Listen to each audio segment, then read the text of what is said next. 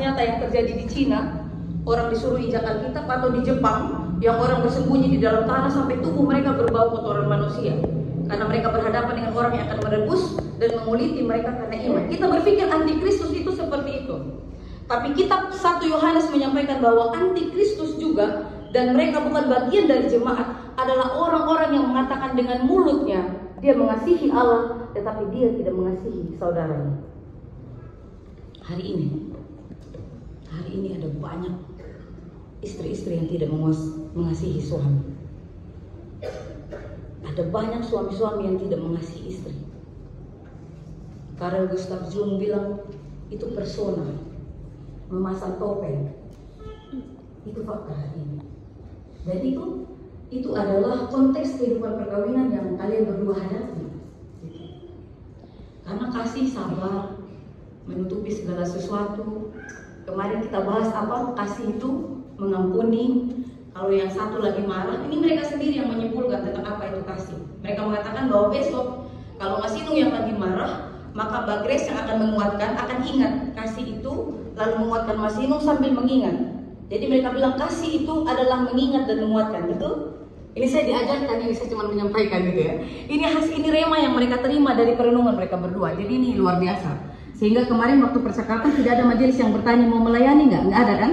Karena mereka adalah pelayan di sini, bahkan jauh sebelum ada rencana pernikahan ini ya, gitu. Bahkan bertemu mungkin bahkan selama pacaran mengisi waktu dengan pelayanan. Nah ini konteks kehidupan yang kita hadapi saat ini. Semua bisa bilang sayang, semua bisa bilang cinta, tapi pengorbanan tunggu dulu. Ada contoh bikin kopi tapi tetap nggak mau ngomong gitu, bikin kopi taruh di meja, itu dicontohkan kemarin sama majelis gitu. Semua bisa bilang sayang, semua bisa bilang cinta, bahkan orang yang sedang tidak sadar, yang masalah psikis atau mental itu bisa juga ngomong. Mbak Grace karena cantik lewat pakai mobil ada orang I love you, itu bisa Mas Inung. Yang membedakan Mas Inung sama orang di pinggir jalan itu adalah apa? Tingkah laku, perbuatan, pengorbanan.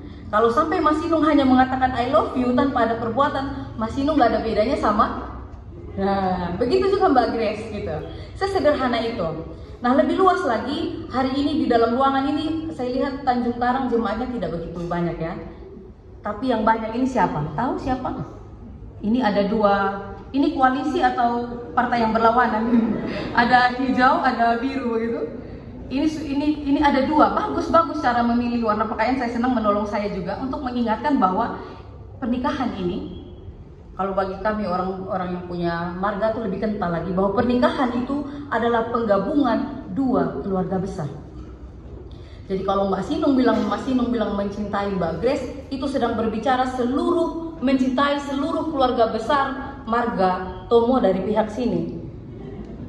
Kemudian kalau Mbak Grace juga mengatakan I love you kepada Mas Inung, itu Mbak Grace juga sedang mendeklarasikan bahwa mencintai seluruh keluarga besar marga Tomo dari sebelah sana. Marga Tomo juga ya Pak? Marga Tomo juga. Jadi ada dua marga hari ini, marga Tomo dan marga Nur dipersatukan dalam pernikahan ini. Begitu. Nah itu berbicara itu. Jadi ini bukan hanya sekedar bicara kasih-kasih, karena orang Kristen hobi apa saja pakai kasih, padahal belum tentu ada di dalam hatinya. Makanya kitab 1 Yohanes yang kalian pilih ini bagus sekali. Ketika kalian sedang tidak berada dalam kasih, baik antara kalian berdua, atau ketika Mbak Grace tidak mampu menerima keluarga atau Mas Inung sebaliknya, kalian sedang menjadi antikristus. Bisa dijawab, kenapa ketika tidak mengasihi saudara kalian dibilang antikristus? Kenapa? Karena Allah adalah kasih. Ya. Karena Allah adalah kasih. Itu judul dari perikop kita. Karena Allah adalah kasih, berarti Kristus anaknya adalah kasih. Dan orang-orang yang tidak menghidupi nilai itu berarti dia antikristus. Itu aja logikanya. Sesederhana itu. Dan dengan keras dikatakan bahwa siapa yang mengatakan mengasihi saudaranya tetapi dia tidak melakukan kasih itu, dia adalah pendusta. Tadi ya, dia adalah pendusta. Lalu kalau begitu bagaimana kasih itu bisa diwujud nyatakan? Tadi saya sengaja membaca semua ayat dalam perikop ini supaya terurai. Saya pikir kita sudah cukup menangkapnya. Tapi saya meminta kesediaan Mbak Grace dan Mas Inung coba baca yang pasal 3 ayatnya yang ke-16.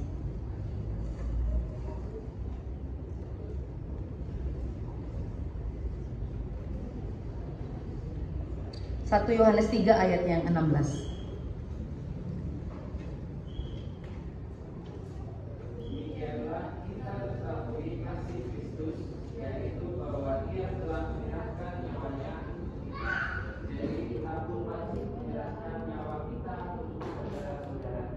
Ya. Hutang saya kepada kalian kemarin mau menyampaikan kasih Kristus itu seperti apa. Karena tema ini lahir dari saya tanya, kenapa kalian memilih ayat ini? Iya Mbak Lumi, karena ini tidak mengecilkan peran orang tua, tapi anak-anak ini mereka mengatakan bahwa kami tahu cinta itu apa, kami tahu kasih love itu apa, bukan dari siapa-siapa pertama-tama mungkin, atau bisa juga dari orang tua, tetapi mereka melihat itu karena mereka telah lebih dahulu merasakan itu dari Allah.